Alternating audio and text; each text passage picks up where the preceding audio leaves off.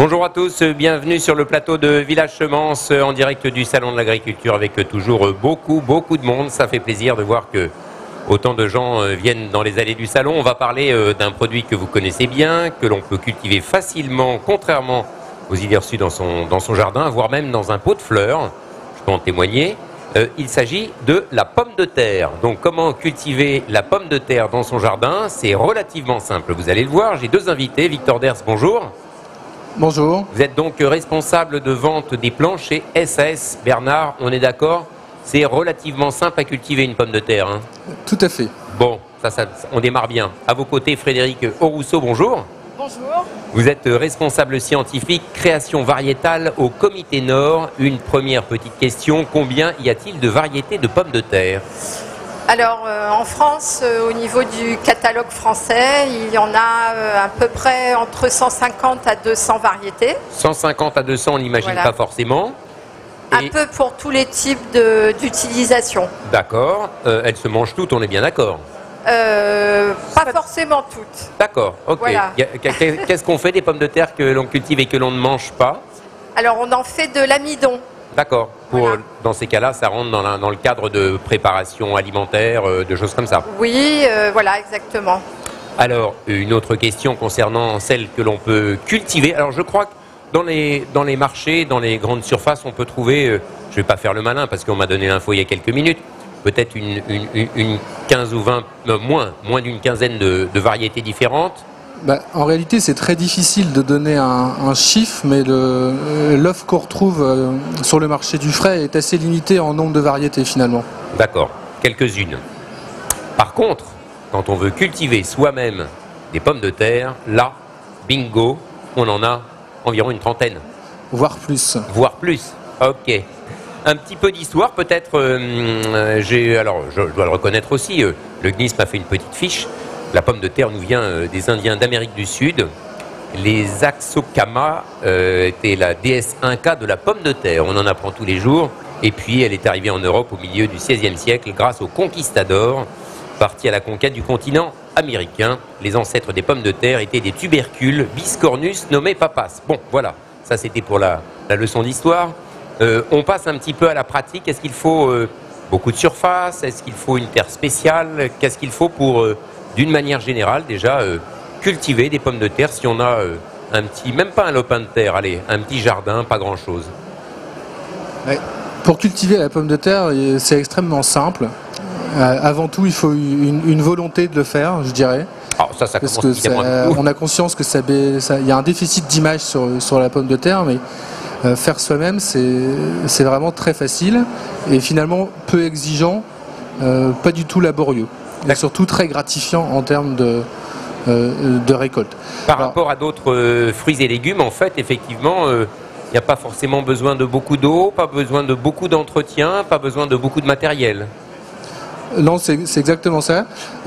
Pour répondre à votre question sur la surface, on peut le faire dans un potager traditionnel avec de la terre qui a été retournée. On peut le faire dans des carrés potagers surélevés. On peut aussi le faire dans des tours ou dans des bacs. D'accord.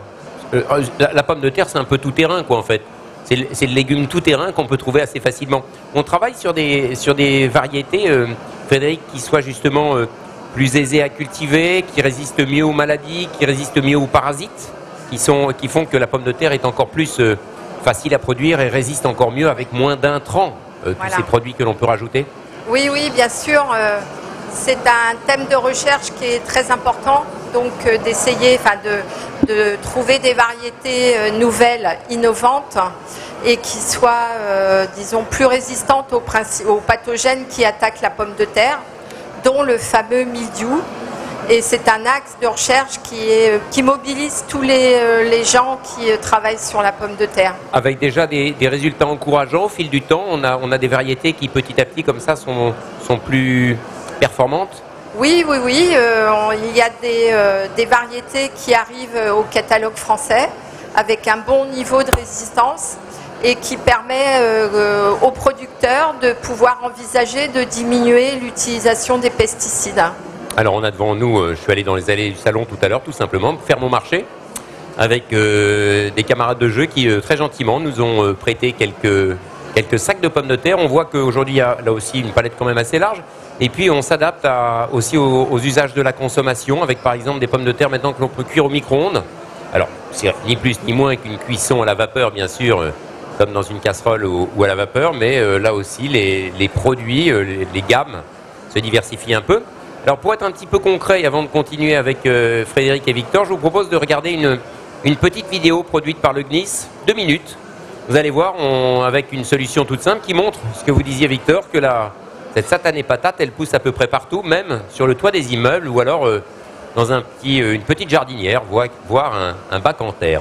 On regarde et on se retrouve juste après.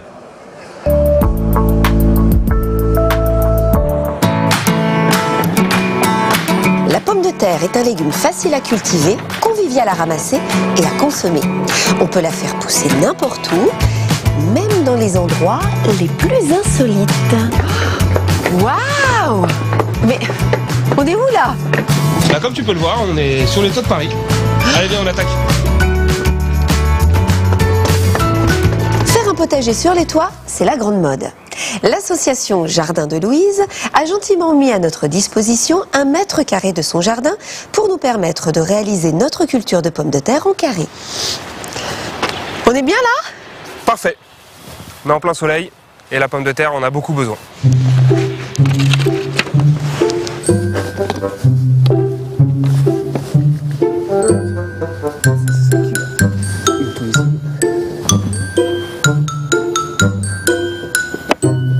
Et voilà, c'est fait. C'est super, 4 beaux carrés. Et surtout, ça va nous permettre de surélever le niveau de la terre au fur et à mesure de la culture. Nous disposons au départ d'une trentaine de centimètres d'épaisseur de terre, ce qui est un peu juste.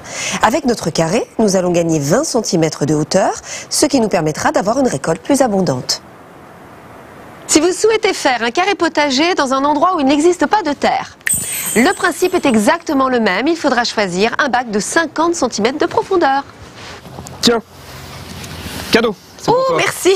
J'adore les œufs. Mais non, regarde. J'ai pris des plants déjà germés, prêts de planter, contrairement aux plants non germés qu'il aurait fallu préparer. Grâce à ça, le démarrage sera plus rapide et la récolte plus précoce. Très bien. Alex a choisi une variété primeur à la chair bien jaune qui convient à toutes les utilisations culinaires. Elle résiste bien au mildiou et fait de gros tubercules, en espérant qu'il y en aura pour tout le monde avant le départ en vacances. En tous les cas, si vous avez du mal à choisir, n'hésitez pas à demander conseil en magasin. Il existe de nombreuses variétés pour tous les usages et en plus, de nouvelles sortes apparaissent chaque année. Et bien voilà, c'est tout simple, hein, simple comme une petite vidéo, un bac en terre, 50 cm, une boîte à œufs, on met les pommes de terre dedans, ça pousse, c'est tout simple. Ça a attiré beaucoup de monde là. Le fait de passer cette vidéo très didactique, très pédagogique, c'est vraiment simplissime. Il n'y a pas à tortiller, on peut faire ça avec les enfants, c'est très rigolo. Combien de temps après on a des pommes de terre qui poussent? Quand on a mis une pomme de terre dans la terre, comme ça, quelques centimètres sous terre, il faut combien de temps pour que on n'appelle pas ça des fruits d'ailleurs? Nous, en fait, les pommes de terre sont des tubercules qui poussent dans la butte. Les fruits, c'est la partie plutôt aérienne issue des fleurs. Oui. Le temps de récolte, il varie de 80 à 120 jours suivant le cycle de la variété. D'accord.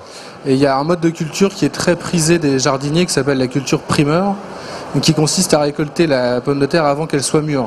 Ah. Et donc il lui donne un petit côté sucré, elle a une peau très fine. Donc Oui. ça, c'est un petit secret pour les néophytes. Ouais. Voilà, donc c'est pas très long. Et puis on la récolte un petit peu avant son terme. La peau est un peu plus fine et elle est un petit peu plus sucrée. Pardon. Une pomme de terre, ça va produire combien de pommes de terre en fait? En moyenne, ça va produire 10 à 15 nouvelles pommes de terre, dont la taille variera aussi par rapport à la variété et surtout l'utilisation culinaire. Ah, c'est sacrément rentable quand même. Une pomme de terre plantée, ça en fait 15. Avec ça déjà, on pas besoin d'en planter une vingtaine, sinon on est en surcharge. Au niveau alimentaire, qu'est-ce qu'on peut dire sur la pomme de terre? Ça fait partie des féculents? Oui. On est d'accord? J'ai toujours entendu dire qu'il fallait manger des féculents quasiment à tous les repas. Tous les repas, j'ai pas dit qu'il fallait manger des pommes de terre à tous les repas. Quels sont les bienfaits de la pomme de terre? Est-ce que vous pourrez répondre là-dessus? Alors, d'abord, bien sûr, c'est une source d'amidon. bien évidemment. Oui. Et, Sur 100 grammes de pommes de terre cuites, on a 19 grammes d'amidon. Voilà. C'est important. Tout à fait. Et donc ce sont des sucres lents, donc qui permettent quand même d'avoir une satiété sur une longue période. Voilà. Et puis elle est quand même très riche d'un point de vue diététique. Oui. Il y a de la vitamine C, il y a des fibres. Fibres alimentaires. Et voilà, donc la pomme de terre. Des protéines également. Voilà, exactement. Évidemment, ça dépend aussi beaucoup de la façon dont on consomme la pomme de terre. Consommer une purée de pommes de terre, c'est pas comme consommer des frites, par exemple, ou des chips, même maison. Oui, c'est exact.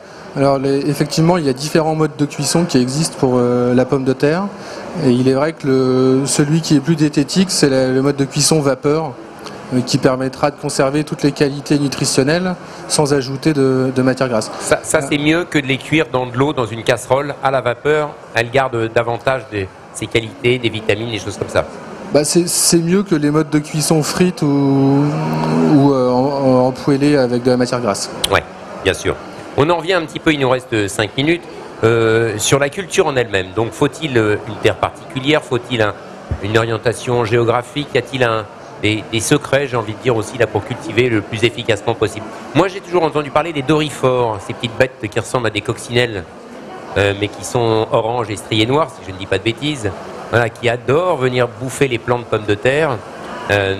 C'est compliqué, y a quelques conseils clés à donner quand même?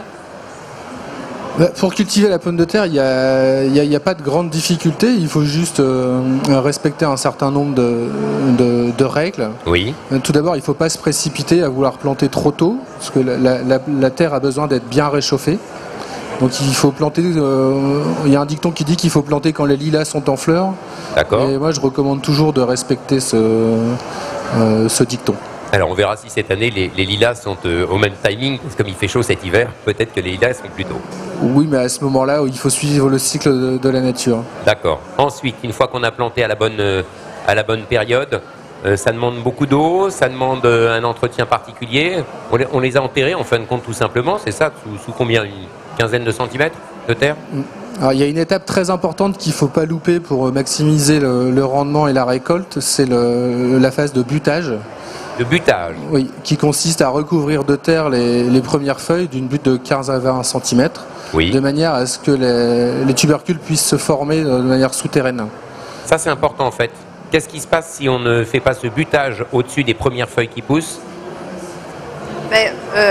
Les tubercules fils vont pousser en dehors de la terre. D'accord. Et donc ils vont verdir.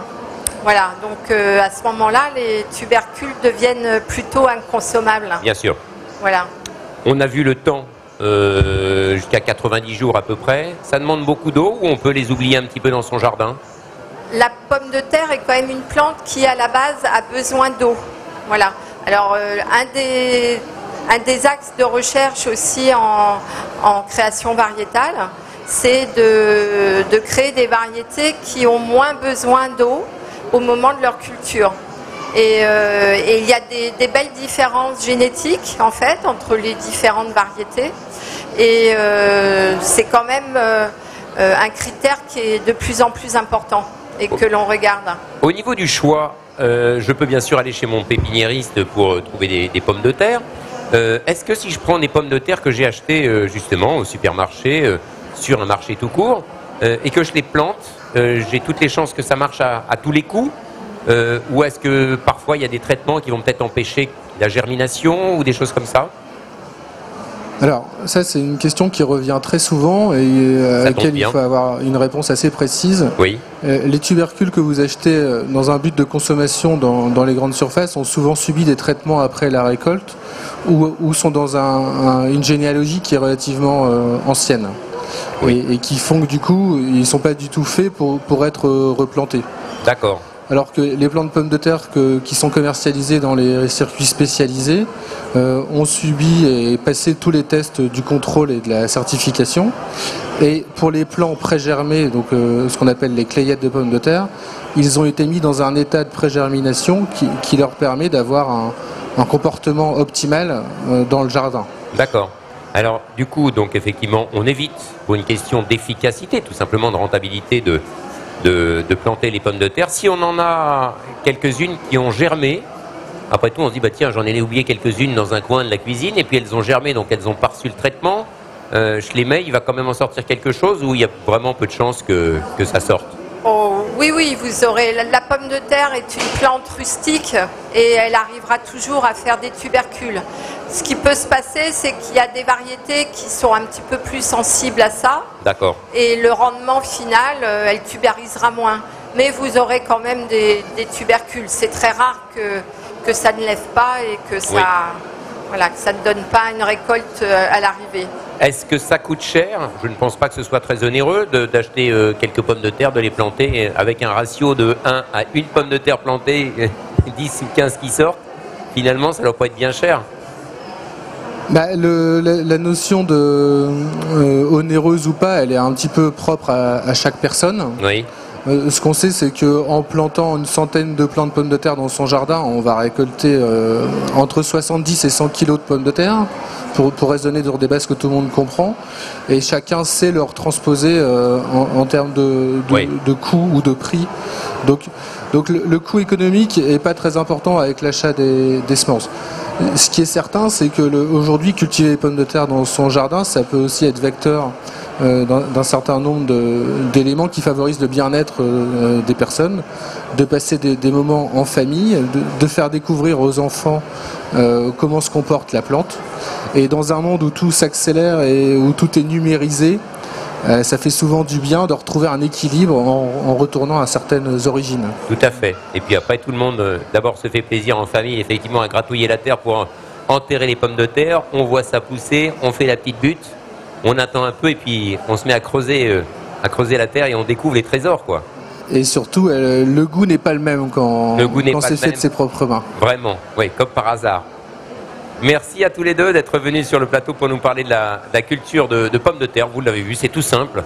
Même avec un gros bac à fleurs sur sa terrasse, sur son balcon, on peut faire pousser des pommes de terre. Une pomme de terre plantée égale 10 pommes de terre récoltées. Il n'y a pas mieux, c'est mieux que le loto. Là, on gagne à tous les coups.